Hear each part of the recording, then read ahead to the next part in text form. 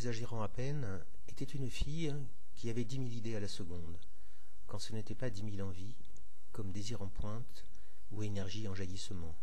Je m'en souviens comme si c'était hier. Il y avait toujours un coin de ces bois qu'elle voulait aller explorer. Ou alors elle avait une faim de loup subite et voulait aussitôt partir manger des hamburgers à la station proche de l'autoroute. Ou encore c'était une musique qu'elle avait l'urgentissime désir d'écouter immédiatement. Pour le lendemain, elle projetait un grand tour circulaire des bois, avec étapes et tout, un peu comme si elle avait pris la décision de se lancer dans un tour du pourtour de la Méditerranée. Ou alors, elle organiserait un pique-nique au bord de la mare aux pigeons.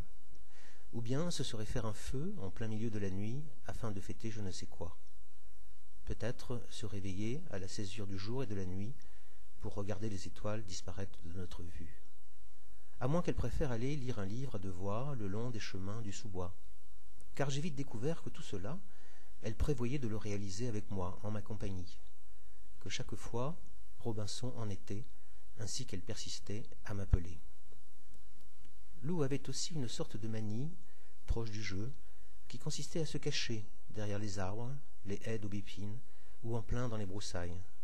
Se cacher, c'était se trouver des petites niches d'où elle pouvait tout autant fureter que voir.